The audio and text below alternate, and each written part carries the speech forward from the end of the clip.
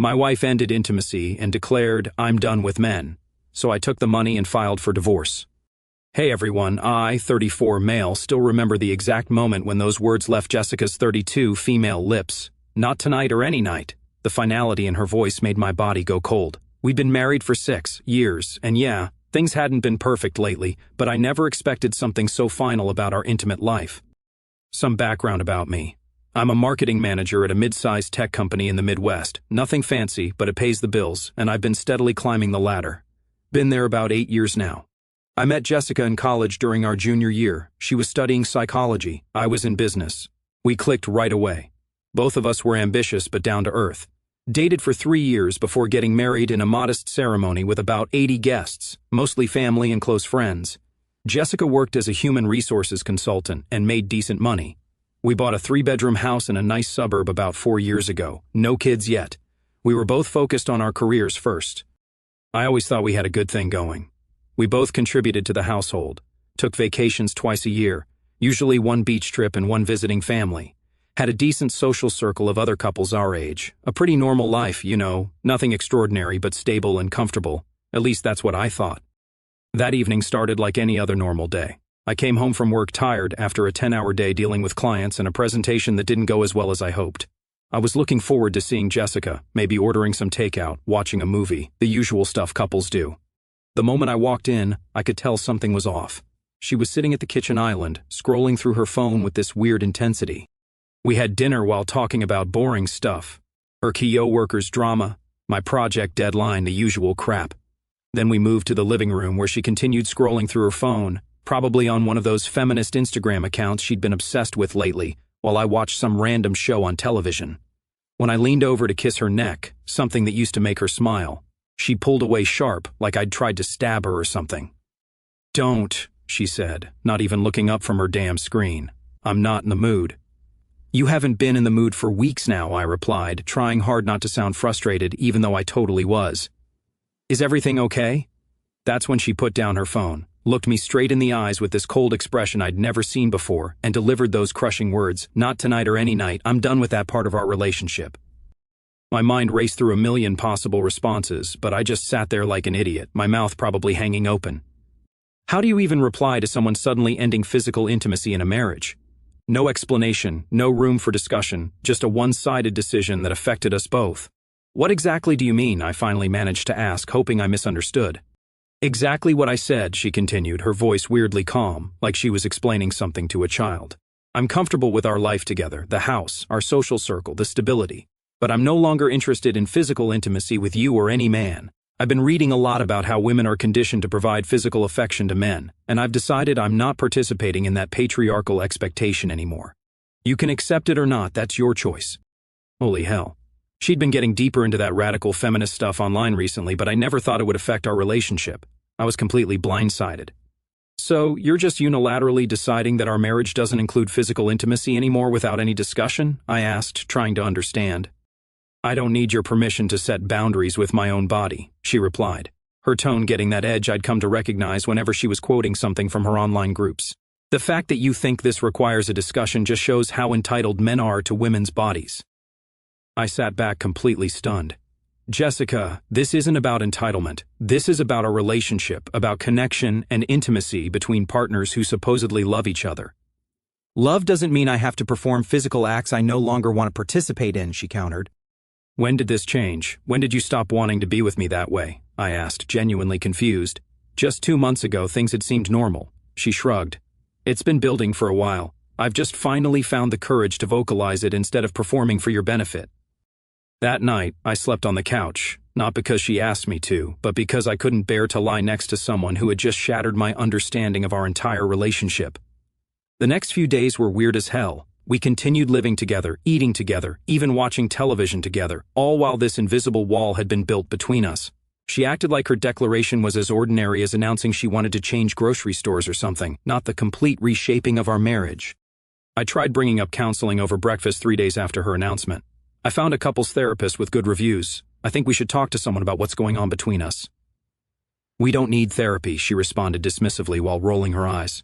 "There's nothing wrong with me, and I'm not going to be pressured into physical intimacy I don't want just because society expects it.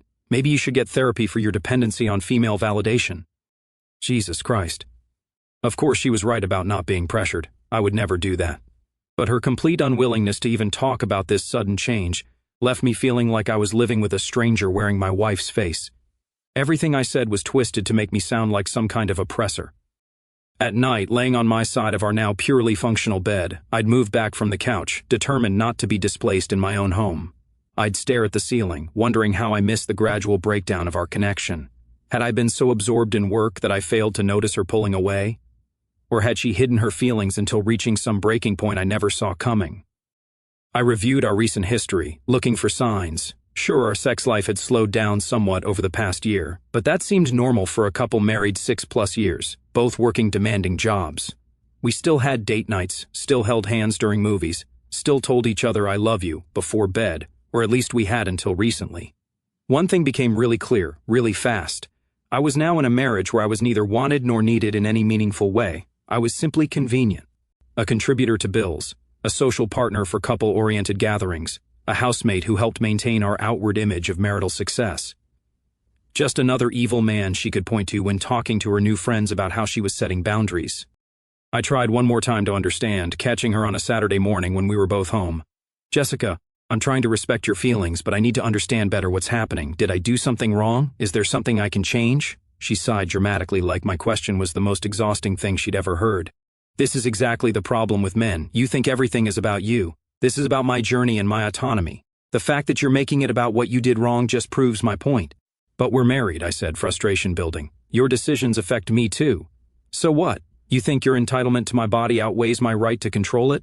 This is why the patriarchy persists, because men like you can't handle women making their own choices. I walked away from that conversation feeling completely hopeless. There was no reasoning with her, no finding common ground. She had created a narrative where any disagreement with her position just confirmed her worldview about oppressive men. 2 weeks after her declaration, I found myself sitting in my car outside our house, unable to summon the energy to go inside. What was waiting for me there? Another evening of polite coexistence with someone who had unilaterally changed the terms of our relationship without any real explanation. Another lecture about how I was part of the problem for expecting basic human connection in a marriage. That's when I realized I had a choice to make. I could continue living in this emotional desert, hoping for rain that would never come, or I could redirect my time, attention, and resources towards something or someone that offered at least the possibility of growth. As I finally walked through our front door, a plan was forming in my mind. Not revenge or some dramatic confrontation, at least not yet, but something more powerful, a complete redirection of my life's energy. If she had moved on from me without physically leaving, maybe I could do the same. My redirection began with small changes. I set my alarm for 5:30 a.m., a full hour before she would wake up. Those quiet morning hours quickly became sacred to me, time that was completely my own, free from her judgmental stare and passive-aggressive comments. I started with 20 minutes of meditation, something I'd always dismissed as impractical with my busy schedule. To my surprise, that brief period of morning stillness helped clear my mind of the constant thoughts about my failing marriage. Next came physical exercise. Nothing dramatic at first, just basic push-ups, sit-ups, and a short run around the neighborhood. By the time she emerged from our bedroom, I had already showered, dressed, and started my day with purpose. "You're up early," she commented on the third day, finding me sipping coffee and reading at the kitchen table. The slight annoyance in her voice was obvious. She was used to me being half asleep while she dominated the morning space. "Just making some changes," I replied casually, not offering any further explanation. She didn't ask for one, just made some comment under her breath about toxic masculinity and exercise culture that I pretended not to hear. The second week, I joined a gym near my office. Instead of rushing home after work to an increasingly uncomfortable environment, I spent an hour working out. The physical exertion became a form of therapy. Each repetition pushed out another fragment of resentment and self-pity. I started fantasizing about the future, one where Jessica wasn't the center of my universe. I also reconnected with old friends I'd neglected during my marriage. Guys Jessica had always disliked for being too masculine or problematic. Nothing dramatic, just casual lunches and after-work drinks with soda or coffee. I was careful not to mention my marital situation. These meetings weren't about seeking sympathy or bad-mouthing my wife. They were about rebuilding connections that had nothing to do with my identity as a husband to an increasingly hostile woman. What was really interesting was realizing how many other guys were going through similar situations. Not identical, but the same pattern. Wives or girlfriends who had gradually transformed into critical strangers, constantly finding fault with normal male behavior while expecting the financial benefits and emotional support to continue unchanged. My buddy Chris, 36 male, was dealing with a girlfriend who had suddenly decided that his video gaming hobby was problematic, despite having dated him for 3 years, knowing it was his main way to decompress. My college friend Mark, 35 male, couldn't post anything on social media without his wife publicly commenting to correct his thinking on various social issues. "It's like they want us to be both mind readers and punching bags," Chris said during one of our lunch meetups. "You can't win." That phrase stuck with me. You can't win. Not if you keep playing by constantly changing rules you had no say in creating, so maybe the answer was to stop playing altogether and create my own game. I started setting aside money in a separate account Jessica couldn't access. Nothing dramatic that would affect our household contributions, just redirecting my discretionary spending and slowly building a safety net. If nothing else, it gave me a sense of control in a situation where I felt increasingly powerless.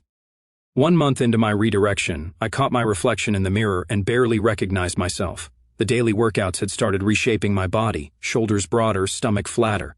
My posture had improved, and the constant tension that had knotted my shoulders for months had eased. But the most significant change was in my eyes. They looked focused, alive in a way they hadn't been since her declaration. I updated my wardrobe next. Nothing flashy or desperate, just well-fitted clothes that suited my improving physique and projected confidence. When I wore a new shirt to dinner with friends, several people commented on how good I looked. "You've lost weight, Haven." "You?" our friend Melissa asked during a dinner party. "I've just been taking better care of myself," I replied with a smile. Jessica noticed too, though she tried to disguise her interest with criticism. "Isn't that shirt a little tight?" she asked one morning as I was getting ready for work. "Seems like you're trying way too hard. Very midlife crisis energy." I just smiled and left without responding, which seemed to annoy her even more. The redirection extended to my finances as well. We always maintained separate accounts alongside our joint one for household expenses. I continued contributing my share to our joint obligations, but redirected my discretionary spending. The expensive trip to a women-only retreat in Costa Rica that Jessica had been hinting about for our anniversary. That money went instead into a high-yield investment account under only my name.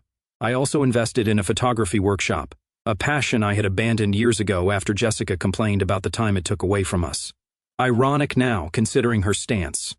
Photography got me outdoors on weekends, hiking to capture landscapes at dawn when the light was perfect. These solo excursions became another form of meditation.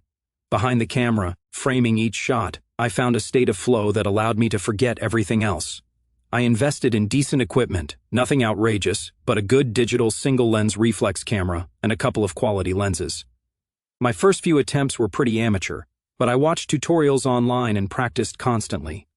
Soon I was capturing images I was genuinely proud of. Mountain landscapes bathed in early morning light, close-ups of frost patterns on fallen leaves, dramatic storm clouds gathering over fields. I started posting my work online, connecting with other photographers, and building a small following that appreciated my eye for composition. Some of my photos even started selling as prints through an online marketplace, creating a small but growing side income that went straight into my separate account. "Where have you been going so early on Saturdays?" she asked after several weeks of my new routine. The entitlement in her voice was crystal clear. She was used to me being available whenever she wanted. "Taking photographs," I answered simply. "Since when are you into photography?" The accusatory tone was like I needed her permission to have hobbies. "I've always been into it, I just haven't had the time to pursue it until now." Her expression suggested she wanted to ask more, but couldn't quite figure out how, or perhaps didn't want to show too much interest in my life, after having so deliberately stepped back from it. "Well, I needed help with some things around the house last weekend, but you were nowhere to be found," she complained. Typical. No interest in my activities, just how they inconvenienced her. "You could have texted," I replied calmly. "Phone works even in the mountains." "I shouldn't have to text my own husband to get basic help," she snapped. I just shrugged. "Things change." Those two words hung in the air between us, and I saw something flicker across her face. The first hint that she was beginning to realize her declaration might have consequences she hadn't anticipated. At work, my renewed focus paid off big time. I approached projects with clarity and confidence that hadn't been there during the months of marital distress. My boss, Rob, 45 male, noticed the change. "Whatever you're doing, keep it up," he said after I successfully landed a major client that had been on the fence for months. "You're on fire lately." The compliment meant more than it should have. After months of feeling unwanted at home, professional recognition filled some of the void. Not completely, but enough to keep moving forward. I volunteered for projects that required travel, something I'd avoided in the past to spend more time with Jessica. A 3-day conference in Chicago, a week-long training in Denver, a client meeting in Boston. Each trip was a breath of fresh air. Hotel rooms where I could spread out without judgment. Meals where no one made snide comments about my choices. Conversations with people who didn't view every interaction through an ideological lens. During my Denver trip, I met up with an old college friend, Tom, who had moved there years ago. We hiked in the mountains, and I took some of my best photos yet. When I posted them online, my follower count jumped significantly and I sold 3 prints within a week. You could actually turn this into a serious side business, Tom said as we rested at a scenic overlook. Your eye for composition is really good. His casual encouragement planted a seed in my mind. What if photography wasn't just an escape? What if it could be something more substantial? A potential path to a different future? 3 months into my redirection, I was sleeping better, looking better, and performing better in nearly every aspect of my life except my marriage, which remained this empty shell of formal interactions and parallel existences. The irony wasn't lost on me. In withdrawing her affection, Jessica had inadvertently pushed me toward becoming a stronger version of myself. It was like the universe's weird way of compensating. What Jessica didn't know was that I'd opened a separate checking account and started rerouting 50% of my paychecks there, including my performance bonuses. The other 50% was more than enough to cover my share of our joint expenses. I was building my escape fund, dollar by dollar. Not that I was planning to leave yet. I wanted to see how this played out first. One evening, as I prepared to leave for a photography meetup, she asked an unexpected question. Are you seeing someone else? The entitlement in her voice was unbelievable. She could end our physical relationship unilaterally, but still expected exclusive access to my time and attention. I paused by the door, camera bag over my shoulder. No, I answered truthfully. Why would you ask that? You've changed, she said, her voice carrying a note I couldn't identify. You're hardly ever home anymore. The hypocrisy of her concern almost made me laugh.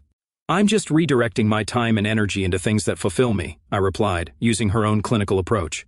Isn't that what you've been doing? That's different, she responded, clearly irritated that I'd used her own logic against her. I made a personal choice about my body and autonomy. And I'm making personal choices about my time and interests, I countered. Seems perfectly fair to me. So you're what, punishing me? She asked, her voice rising slightly. Not at all, I replied calmly. I'm adapting to our new reality. You set a boundary and I respect that. I'm simply setting boundaries of my own. She had no response to that and I left without waiting for one. As I drove to meet my photography friends, I realized something fundamental had shifted. For the first time since her declaration, I wasn't desperately hoping for her to change her mind. I was too busy creating a life that no longer centered around her approval or affection. I met my photography group at a local park where we were practicing night photography techniques. Among them was a guy named David who worked for a local magazine. These are really good, he said, looking through some of my recent shots on my camera's display. We're always looking for local talent for our nature section. Would you be interested in submitting some work? Just like that, another door opened. By the time I got home that night, Jessica was already in bed, probably annoyed that I hadn't been there to listen to her latest complaints about her coworkers or patriarchal oppression.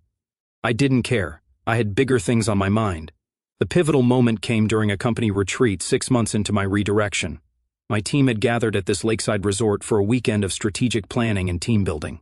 After a productive day of meetings, we relaxed around a fire pit, sharing stories and snacks under the stars.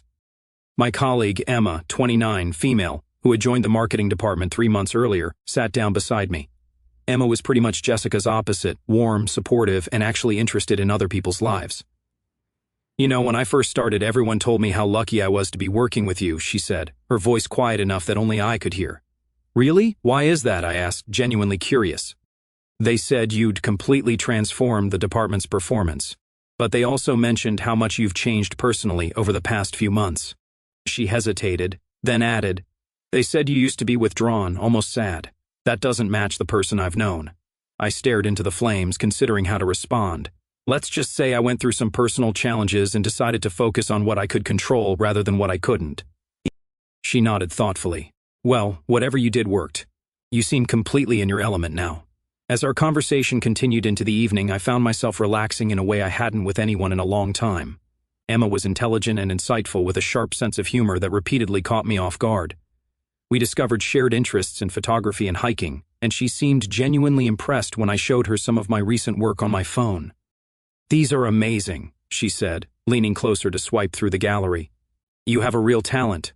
Have you considered showing these professionally?" "Actually, I just started selling some prints online and a local magazine might feature a few," I replied, surprised at how good it felt to share this part of my life with someone who genuinely seemed to care. "That's fantastic. I'd love to see more of your work sometime," she said, smiling in a way that made me acutely aware of how long it had been since someone had looked at me with genuine admiration instead of criticism. The warmth of her shoulder against mine sent an unexpected jolt through my system, a stark reminder of how long it had been since I'd experienced even casual physical contact. I carefully shifted away, uncomfortable with my reaction. Despite the situation with Jessica, I wasn't going to be that guy who starts something new before ending the old. Later, as the group dispersed to their cabins, Emma walked alongside me on the path.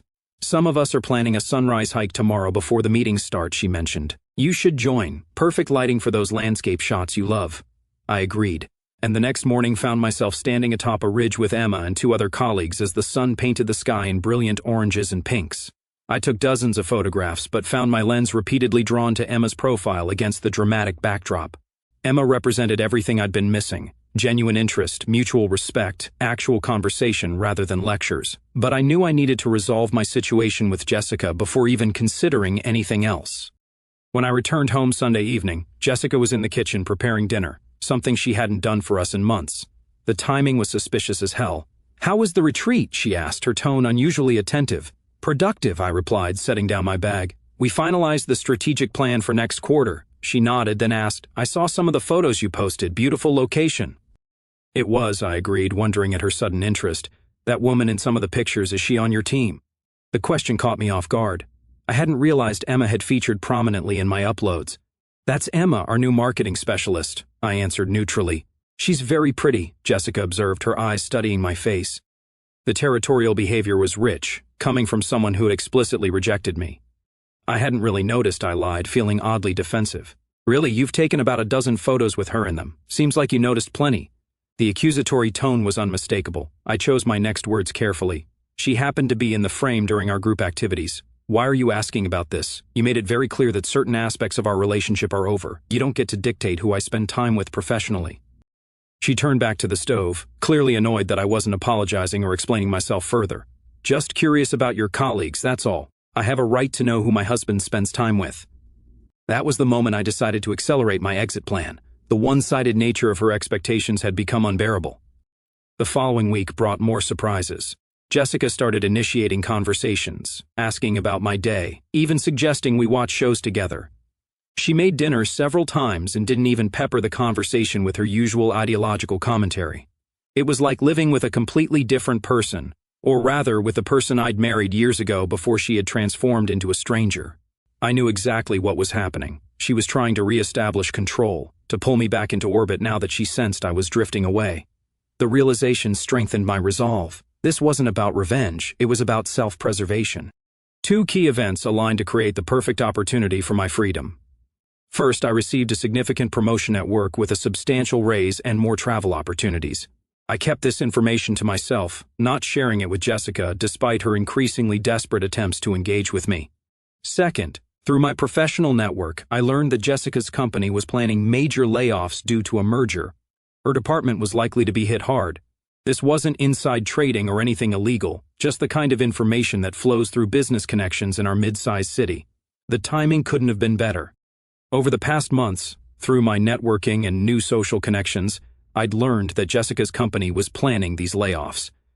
In fact, I'd helped a colleague's spouse get hired at a competing firm 3 weeks earlier, knowing they'd need someone with Jessica's exact qualifications. I could have easily done the same for Jessica. A single phone call would have secured her an interview at minimum, but I chose not to. Instead, I accelerated my exit strategy. I consulted with a lawyer discreetly, paying in cash from my separate account. I learned exactly what I needed to do to protect myself financially in a divorce. I documented Jessica's declaration about ending physical intimacy, her subsequent behavior, everything that might help my case. I also discovered through casual conversations that Jessica had been bad-mouthing me to her friends and family, painting herself as some kind of victim of the patriarchy while conveniently omitting her unilateral decision to fundamentally change our marriage. This sealed the deal. My escape needed to be complete and decisive. 2 weeks later, Jessica's company announced the layoffs. She came home visibly shaken. "My department might be cut next month," she said, clearly expecting sympathy. "I'm really worried." "That's tough," I responded, offering basic courtesy but nothing more. "I'm sure you'll figure it out." The layoffs happened faster than expected. The following Friday, Jessica came home in tears. "I lost my job," she sobbed. "They eliminated our entire department." "I'm sorry to hear that," I said, maintaining a neutral expression. "What's your plan?" She looked shocked at my response. "My plan? I just lost my job. I need time to process this." "Of course," I replied. "Take all the time you need, but our financial obligations don't stop, so just let me know how you plan to continue contributing to the household expenses." Her jaw literally dropped. "Are you serious right now? I'm in crisis and you're asking about bills." I shrugged. "Just being practical. We both contribute equally, right? That's always been your position." The next morning, I made my move. While Jessica was in the shower, I transferred every penny from our joint account into my private account, leaving just enough to avoid overdraft fees. Then, I packed a bag with essentials and my most important possessions. When she emerged from the bathroom, I was waiting in the living room with divorce papers. "What's this?" she asked, eyeing the documents. "Divorce papers," I replied calmly. "I've realized I deserve better than a one-sided marriage with someone who unilaterally changed the terms of our relationship without discussion or compromise." Her face went through a series of emotions: shock, anger, disbelief. "You can't be serious because I wouldn't sleep with you. That's what this is about." "No, it's about respect and reciprocity. You made a choice that affected us both, presented it as non-negotiable, and expected me to simply accept it. That's not a partnership." She scoffed. "So you're running off with your little work girlfriend?" How predictable. "This has nothing to do with Emma or anyone else. This is about you and me and the broken agreement between us. By the way, I've moved our joint funds into a separate account that you won't have access to until we reach a settlement." Her face paled. "You did what? You can't do that. I just lost my job. How am I supposed to pay for anything?" "Not my problem," I replied, echoing the same dismissive tone she'd used when ending our physical relationship. "You should have considered the potential consequences before making unilateral decisions about our marriage." "This is financial abuse," she shouted, tears forming in her eyes. "I need that money for basic necessities. No, this is consequences. And speaking of necessities, the mortgage is due next week. I've calculated your half. It's listed in the documents. I'll expect your payment on time." She started to panic visibly. "Please, you can't do this. I have no income right now. I need time to find a new job. You should have thought about that before declaring not tonight or any night and treating me like an accessory to your life rather than a partner. You wanted independence from patriarchal expectations. Congratulations. You've got it. Complete financial independence, too." Over the next week, Jessica's behavior changed dramatically. The feminist rhetoric disappeared, replaced by desperate pleas and attempts to renegotiate. She suggested counseling, hinted at reconsidering her stance on intimacy, even tried seduction one night, which I firmly rejected.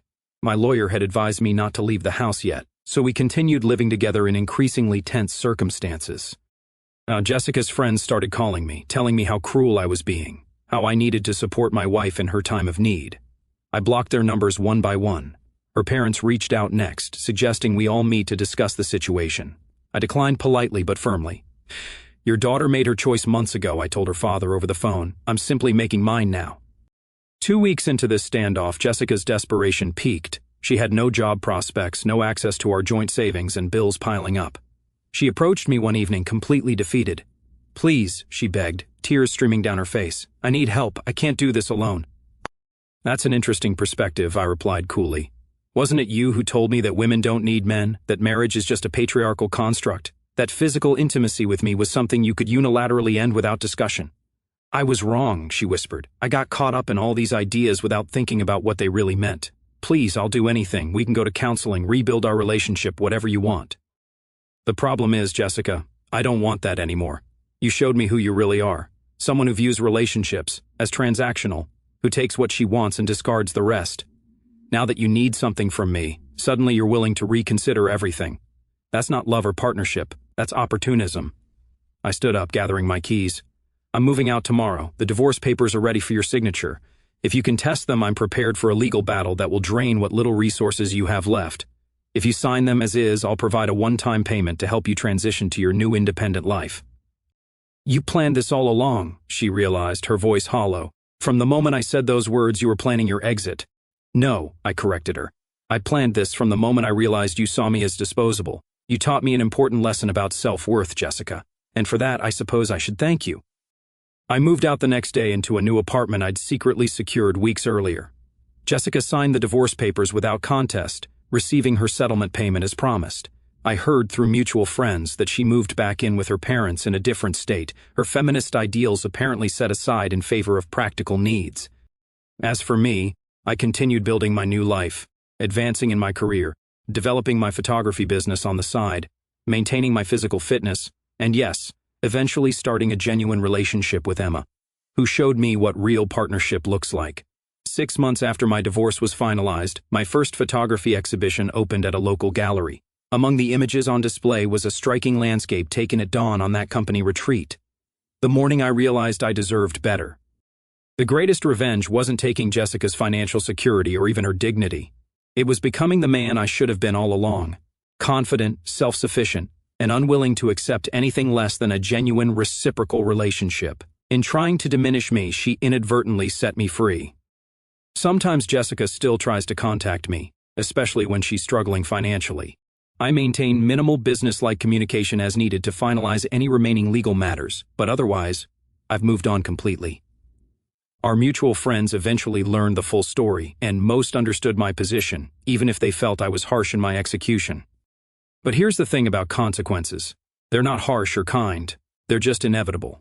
Jessica chose to destroy the foundation of our marriage while expecting the structure to remain standing. When it collapsed, she was simply experiencing the natural outcome of her own actions.